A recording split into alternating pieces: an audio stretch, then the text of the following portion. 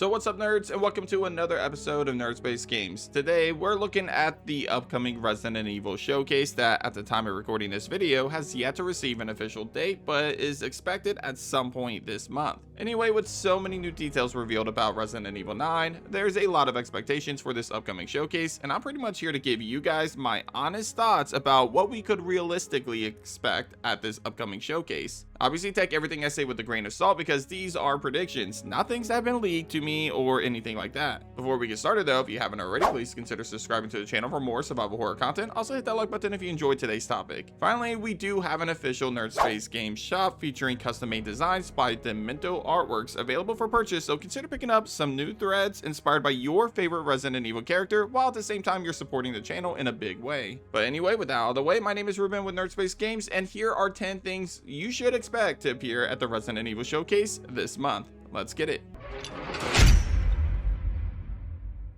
Number 1, Collector's Bundle revealed. So let's start with one of the more obvious things that we can probably expect from this upcoming showcase, a Collector's Edition. Looking at past Resident Evil titles, almost every single game in the last decade or so has received a Collector's Bundle. Some good and some just absolutely insane. Looking at you, RE7's Baker House model. So yeah, clearly we should be getting another Collector's Bundle for Resident Evil Requiem, even if Capcom and GameStop have been pretty quiet about this as of now. As for what I expect from this bundle, well, one thing is pretty obvious, at least to me.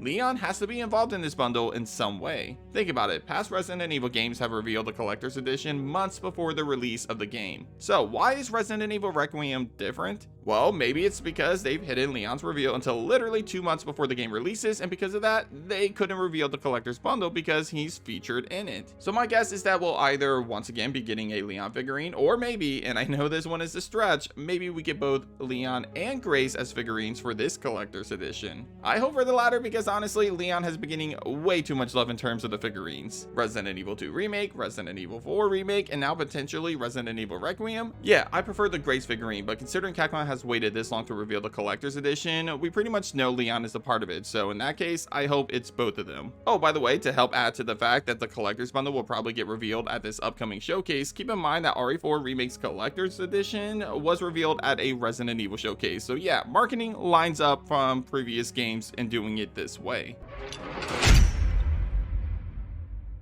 Number 2, new Leon gameplay. Another thing that we can probably expect at the Resident Evil showcase is our favorite rookie cop getting some more gameplay exposure. When we think about the Game Awards, Leon really only got a total of maybe 10 to 15 seconds of gameplay. Don't get me wrong, that gameplay was pretty badass as we got to see Leon's iconic roundhouse kick and him even using a chainsaw to tear up some zombies, but considering that Leon's section of the game takes up roughly 50% of the entire game, yeah, we need to see more of his side of the game. And I mean, we really need to see it since apparently it's kind of a whole new gameplay experience. Capcom has stated that Leon's gameplay will focus primarily on action horror, while Grace's gameplay will focus primarily on survival horror. Well, we've seen plenty of survival horror in Grace's gameplay since the initial reveal of the game, including the public demo at showcases like Gamescom and PAX West. Leon's side of things though, not so much. So what better place to showcase more of Leon's gameplay than at the final dedicated Resident Evil showcase before RE9 officially releases next month. Oh, and to really throw in a wildcard prediction, I think we're going to see Leon enter the RPD station in this next trailer. Maybe we won't see any gameplay or anything like that, but it seems wild to me to not have Leon walking into the main lobby of the RPD station to tease a full circle moment for his character, right?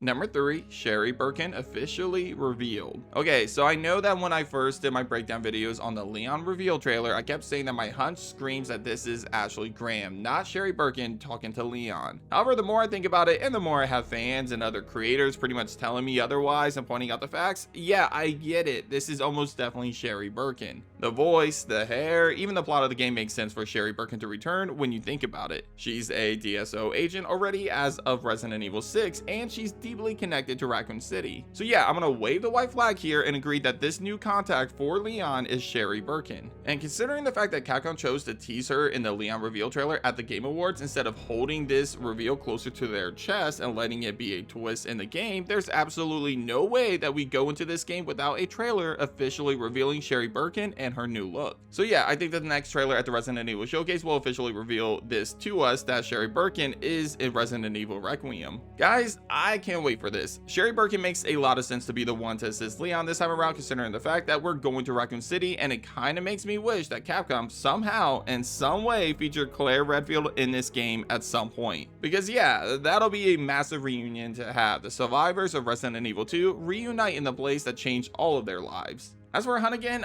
honestly, I do think she's in the game, but one, it'll be a minor role, maybe as Sherry's boss, and two, Capcom will probably save her for the game instead of revealing her in a trailer. Number 4, a public demo. So I know that Capcom pretty much told us that they didn't have plans on making a demo this time around, but honestly, I call BS. Since RE6, Capcom has always released a demo a few weeks at the latest before a new Resident Evil game came out. Now personally, I don't think the release of a demo will make or break the sales of the game, but I do think Capcom is going to try their hardest to repeat some of the marketing plans for Resident Evil Requiem, considering the fact that most mainline games of the franchise, even the poorly received ones like RE6 and RE3 remakes, sold pretty well. So yeah, Capcom is definitely dropping a demo, and there's no doubt in my mind about that. As for what to expect with this demo, there's 3 possibilities. The first is that Capcom releases the same hospital demo that's been available to people at certain events like Gamescom and PAX West. Now this demo was focused on a defenseless Grace, and it clearly focused on the horror side of the game. And honestly, I feel like that this is the most likely scenario that we probably get. The second option that we could get is a brand new demo that features Leon, meaning that this version of the game would focus on the action horror side of things, giving us something similar to the Chainsaw demo we got for Resident Evil 4 Remake. And the third option, probably the least likely scenario, let's be real, is that we get both a hospital demo featuring Grace to showcase the horror side of the game, and a brand new demo featuring Leon to showcase the action horror side of the game. Regardless, I do think we'll get some sort of demo, either shadow drop on the day of the showcase or drop later, potentially 2 weeks before RE9 releases.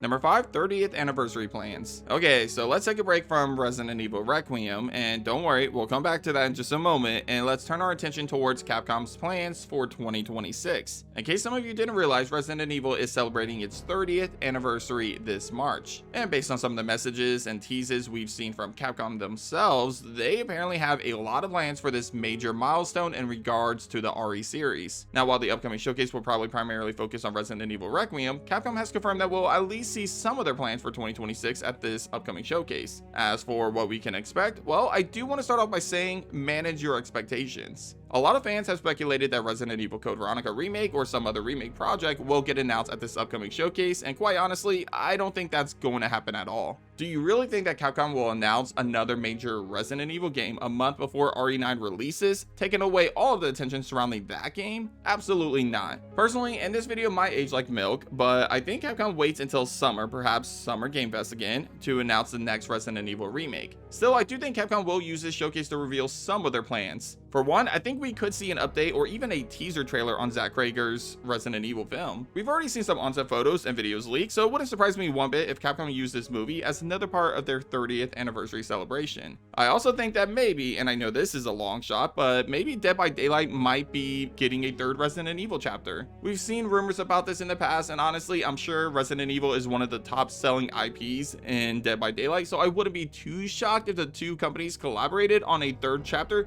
since they both have big celebrations this year, as Dead by Daylight is celebrating their 10th anniversary. So yeah, call me crazy, but I'm betting there's plans for a 3rd chapter later this year, and this showcase might be a good place to reveal that. One last thing I think could show up here in honor of the 30th anniversary of Resident Evil is an original trilogy remaster collection. This is something that fans have been wanting for a while now, and what better way to celebrate the 30th anniversary of the series than by revealing a remaster collection of those original games on all modern consoles. With all 3 games available on PlayStation 5 already, and the original trilogy available on GOG as well, it's not too far out of the realm of possibilities right now. I'm sure we'll also get some more collaborations celebrating the 30th anniversary and additional merchandise as well, but these are the big things that I personally expect from this upcoming showcase.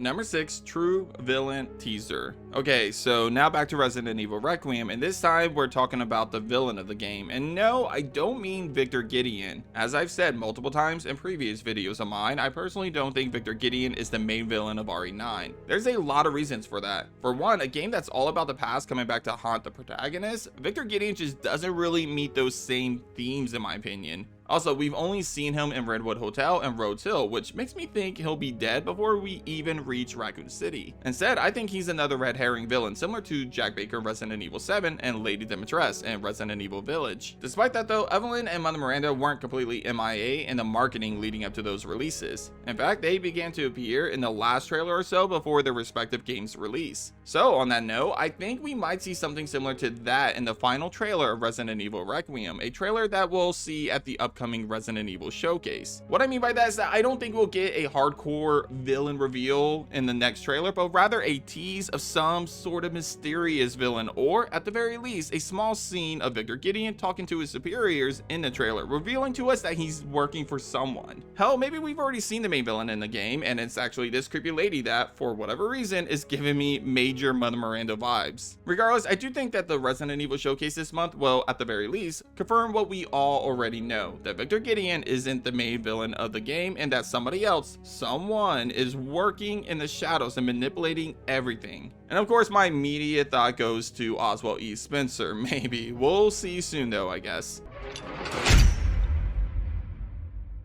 Number 7, Ada Wong Teased. So I went back and forth about if I think Ada Wong will appear in the trailers for Resident Evil Requiem or if Capcom will hide her from the marketing and let it be a surprise for RE9. And my final guess on that is that yeah, I think we'll see her to some extent before the release of Resident Evil Requiem. Here's the thing, Ada Wong is a major character that, at least up until this point, has appeared in every single mainline game that Leon has appeared in. I say mainline game because obviously Gaiden exists. Moving on, I just can't see a game like Requiem, a game that is teasing Leon's farewell moment in the series, to not feature perhaps the most impactful character in Leon's life, Ada Wong. As for why I think we'll see Capcom at least tease her at the upcoming showcase, well, it's Ada Wong. Confirming a reunion, potentially a final reunion, of two of the most iconic characters in the series is just something that would absolutely blow the fans away. Now look, I don't think Capcom will go full force with this reveal. Now, I think at best we get a scene or two featuring Leon and Ada interacting with each other, or more than likely, we just get Ada's voice in the background while the scene is faded to black, giving something for the fans to talk about leading up to the release of Resident Evil Requiem next month.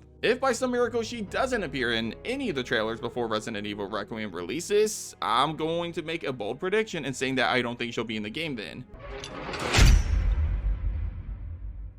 Number 8, exploring Raccoon City. Something that I expect at the upcoming showcase is for it to focus more on Raccoon City. Now personally, I really don't need to see much more of this game. In fact, I'd rather the rest of the marketing surrounding Resident Evil Requiem remain mostly mysterious. Unfortunately, I don't think that'll be the case. Now that Leon is officially revealed, and it's also revealed that he'll have a nice ass Porsche to drive around, I think there's a solid chance that we'll see a dedicated section in the showcase that focuses on gameplay elements surrounding this car. See, the rumors for RE9 before the last trailer stated that Leon will have some sort of vehicle that would allow him to travel all around Raccoon City exploring it. Specifically similar to The Last of Us Part 2 actually, but instead of a horse, you have a car. Now, straight up, I'm not too excited about this idea if I'm being honest with you guys. It'll definitely take a lot of horror away from the game, but I suppose it could work if done right. For example, look at Resident Evil 4 Remake. At one point in the game, Leon is able to travel around on a boat to different areas surrounding a lake where he can collect additional resources, treasure, and even a gun. Now, obviously, this was done on a much smaller level, but I could see the ruins of Raccoon City being treated somewhat similar to this, potentially. And if this is the case, there's no way that Capcom won't show us that we can actually fully explore Raccoon City in Resident Evil Requiem, going from one iconic building that we recognize from previous games to another iconic building. Number 9, new monster or monsters. It's kind of weird to think that we're only a month and a half away from the release of Resident Evil Requiem, and we've really only seen two types of monsters: the new and improved zombies presumably created from Elpis, and this creepy hag monster. Well, 3 if you include Gideon, I guess, but yeah, there's nothing else that appeared in the trailer so far, which is kind of crazy considering how big Resident Evil 9 could potentially be. With us returning to Raccoon City and maybe investigating the ruins of the underground labs again and other areas buried deep under Raccoon City, I don't think it's out of the realm of possibilities to expect creatures similar to the ones that we've seen in Resident Evil 2 and 3 remakes to return. So here's my thought process. Now that Leon is revealed, and we are probably going to get more gameplay with him, specifically in Raccoon City like I said earlier, I do think we might at least see 1, potentially 2 more enemy types in the next trailer featured at the upcoming Resident Evil showcase. If I had to predict a new variant of something we've seen in the past, my money is on the Licker. Lickers are arguably some of the most terrifying enemy types in the entire series, and finding a way to give them them a post-apocalyptic variation of the traditional lickers we saw in Resident Evil 2 Remake is just something that just seems way too good to pass up. I also think we can see new versions of the Hunter, and I'll even throw out the unlikely scenario that we see a new boss enemy in the upcoming trailer as well, whether that's Gideon's monster form or it's someone or something different from the people we've seen in the trailers thus far. Still, that's a wild prediction as I don't think we'll get that much in this trailer, but I do think we see at least one new monster type outside of zombies and the Hack.